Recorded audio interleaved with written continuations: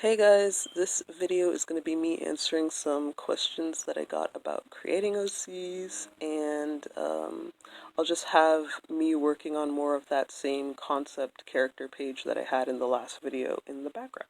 The first question that I got was, Ursula, how do you get inspiration to create your OCs? Tell us more about the whole concept of OCs. At least for me, it's a new thing. Okay, so OC just means original character. Think of it as it's just a character that you made up. Um, any character that you like in any show, anime, movie, cartoon, anything, video game, anything, they are all somebody's OC out there. So Batman is somebody's OC, like Yagami is somebody's OC. Daenerys Targaryen, that's somebody's OC. So they're just somebody's made up character. That's the best explanation I can have for it. People make them for books, they can make them for a comic, if you're pitching a show, and then some people just make them for fun. You can create stories of them, you can make your own like little universe, fill it with people and places. In the professional world, they would call that world building. The best way that I can describe OCs is like, imagine when you were little and you played with like Barbies and you and your friends did kind of like telenovela, soap opera stuff with your friends. So like, oh, Ken and Barbie are getting married at the altar, but then all of a sudden Ken got hit by a Tonka truck and he died in the hospital. And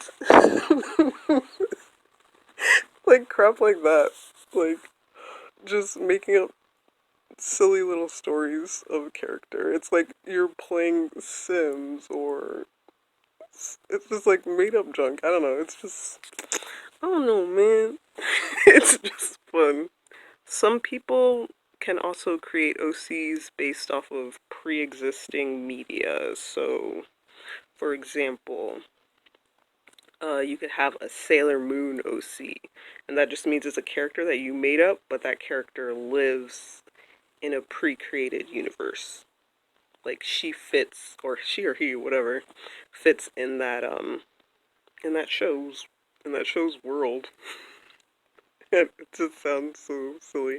I don't really enjoy making that kind of OC, but it's up to you, whatever you want. I like creating my own, like, I want to create my own world, I want to create my own characters, their own stories, so that's what I enjoy. But some people find it easier if there's, like, a base, like, okay, I know the Sailor Moon universe, I know, the rules of that world, so I can create a character to fit into that. The next part of the question was, how do you get inspiration for creating OCs? Basically I just take everything that I like and I just mush it together. So I've probably said this in a bunch of my other videos, but I'm a photo hoarder. I make a Tumblr and I keep all of my inspiration photos in there, and sometimes it's not even like photos of people. It could literally be like typography, or it could be like a soap ad from the 70s, and just because I like the colors in it or like the style of the logo, I can make a character based on that aesthetic or that color palette. So what I do with these photos is I like to make mood boards out of it. So a mood board, a mood board, a mood board is like a collage of pictures that I find, and I like bash them all together. Like, I'll show you an example as it's hard to explain. So I'll make these collages and then I'll base a character off of that. So here, this is my OC Ollie, and then this is the mood board of things that I like or things that I wanted his character to have. So we'll have stuff like eye color, facial features, hairstyles, aesthetics. And his is more of a simple one, but here's one that's more like a crazy looking one. Okay, so this is a mood board for Ollie's dad, Kulta. I have like random photos on here. that just have like the feel of what I want my character to be like what's in my head. His story takes place in like the 70s, and then there's like parts of his story that takes place in the 90s, so there's like a lot of browns and dingy colors, but there's also some like there's also some dreamy looking pictures. But he's also kind of a spooky character, so there's some bloody, like a little bit of more of a horror elements are also in his mood board. So here's some works of him and his family, and I feel like they kind of give off the vibe of the mood board that I created for them, kind of, a little bit. To me, at least. um, the next question. Developing new OC's personality and backstory, etc. Okay, so I have two ways that I go about it. Usually it has to do with whether they are a main character or if they're a side character. That just like fills in the world, like this fills it out. So for a main OC, the first thing that I do is I focus on the looks first. So like I said before, I make the mood board and I start sketching out like the first draft of what I think that they're going to look like. And then after I draw what they're going to look like, I look at them and then I'm like, okay, like. I gotta stop saying like. I can't stop. It's like a filler, like. It's a filler word for me. I'm gonna lose my fucking mind. Um, um, Now is the problem. Where was I? What was I thinking? What was I even talking about? So I do like the cut the camera.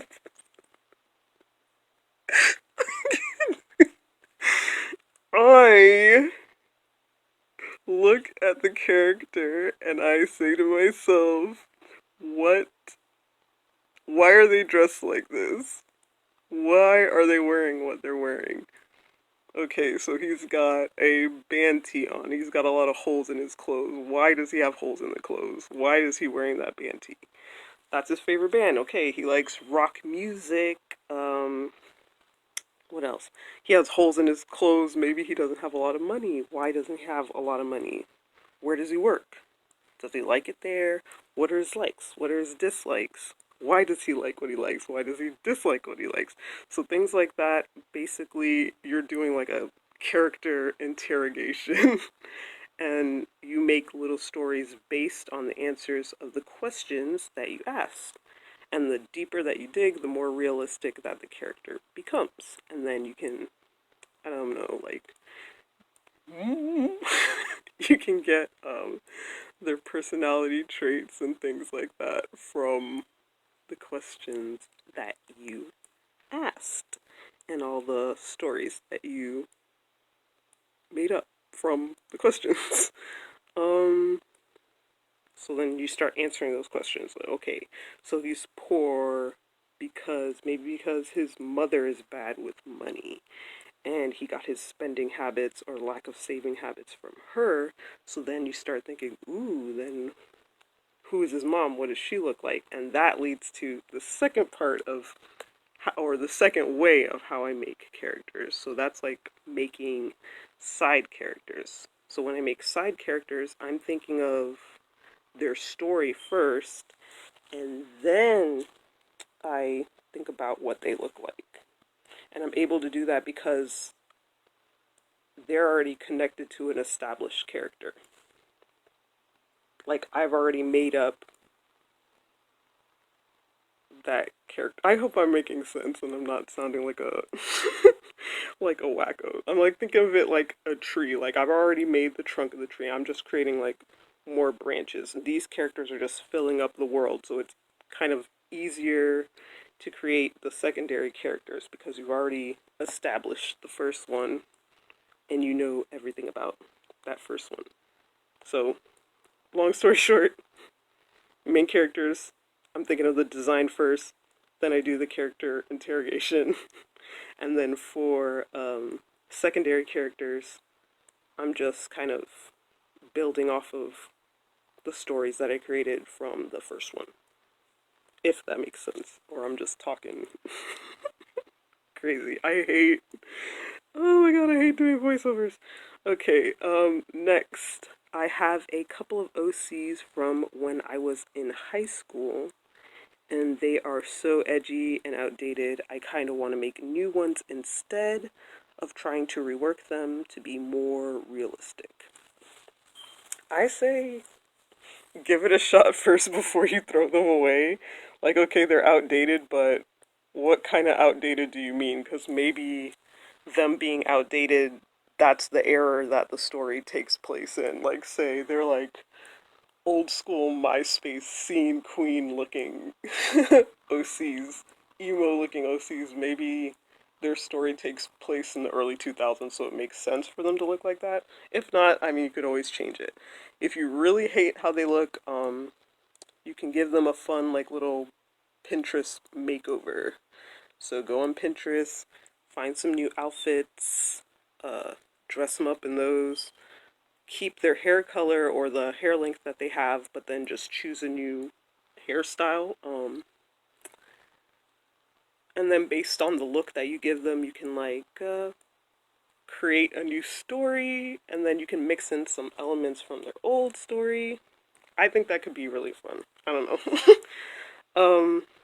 If the person who asked this question, I don't know if you're gonna see this video or you're gonna watch this far into this rambling mess of a video that I have, but if you want, you can send me a picture of your old OC and like a short synopsis of their old story, and maybe I can like help you out. I can make a a video doing an OC makeover or something, and then I don't know.